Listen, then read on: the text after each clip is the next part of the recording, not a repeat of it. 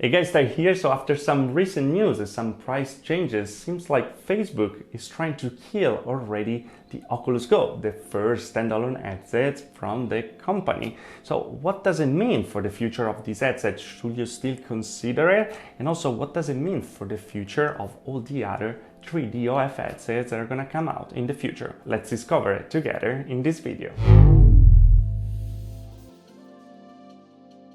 Okay, so as you might know, the Oculus Go was the first standalone headset from Oculus directly. Released in May 1st, 2018, was the first way to experience something similar to what it was the Samsung Gear VR, for example, that was made in collaboration with Oculus, by the way. It was finally filling the gap of the failed Gear VR project, where people didn't really want to slap their phone inside these cardboard boxes or plasticky boxes with lenses anymore because they didn't want to use all the batteries, because let's face it, we are all addicted by our phones.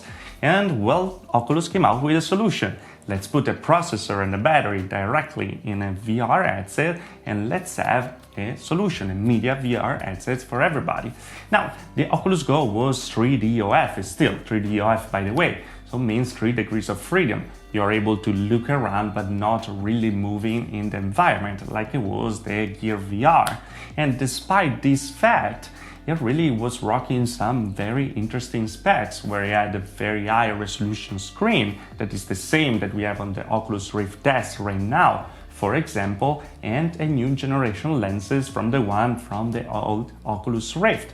That is the same lenses that we're using on the Oculus Rift S and on the Oculus Quest. So it was very interesting for the optics. But then Oculus came out also with the Oculus Quest 1 year later. And well, the interest kind of shifted away from the old standalone headset, the Oculus Go. So where do we see the reason why it seems like Facebook is actually killing the Oculus Go? Well, starting from business and enterprise, because they just dropped the support for the enterprise version of the Oculus Go. What was the enterprise version? The ability to have a support directly and to have the ability to set up together many headsets at the same time. Because imagine companies like Walmart, for example, that invested a lot on the Oculus Go for training purposes.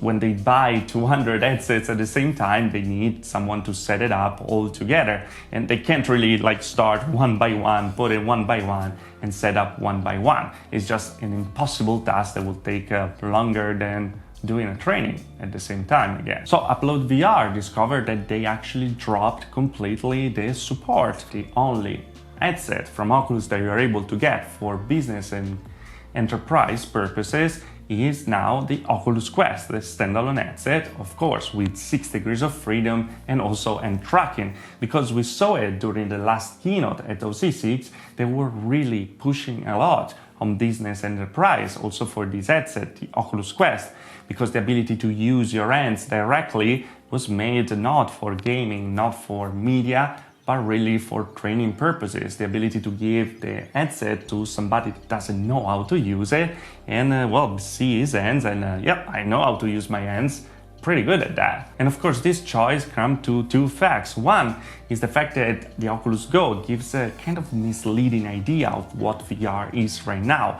Oculus itself is pushing a lot of immersion, it's pushing a lot of interaction with the world around you, and it's something that the Oculus Go wasn't just able to do because 3D OF is limited, and the fact that you had just a little controller that worked like a pointer, it wasn't just enough. Kind of the same thing that we saw at the beginning with the Oculus Rift, where before we had just the pointer and the Xbox controller, and then it became the Oculus Touch controllers with different sensors and all the nightmare of the sensor around. Then another thing that is kind of suspicious is the fact that they dropped the price of $50, so it's gonna be $150 instead of $200, and $200 instead of $250 for the 64 gigabyte version, without even making a big announcement about that. So now you can go in every retailer and get the Oculus Go for that price. If you find it, of course, because they ran also a very big campaign during Black Friday to sell it as much as possible. And yeah, it will be interesting to see how many returns they actually had from the Oculus Go for people that were expecting the Oculus Quest instead, for the kind of a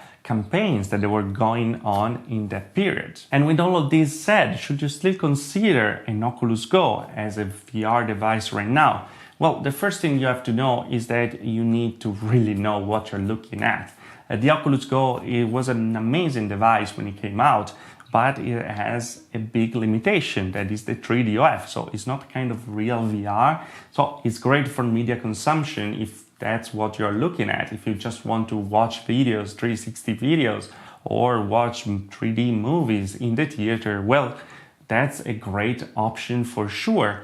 But the interest from the devs is coming down, the interest from consumers is coming down, and everything is shifting now to the Oculus Quest that gives all of the good things that the Oculus Go is actually giving to you at a reasonable price still. Even, yes, it's double the price, even a little more now, because the Go is $50 less. It's totally worth it when it comes to be ready for the future and be ready for what is the real VR that Oculus in this case is trying to push. So what does it mean for all the other 3DOF headsets we saw some, for example, at CES in small form factors that are very interesting, to be honest, as media viewer devices, and they kind of makes even more sense than the Oculus Go because they are very small. And so imagine you're on the plane or in any other small experience, I guess, you are able to use them without any problem.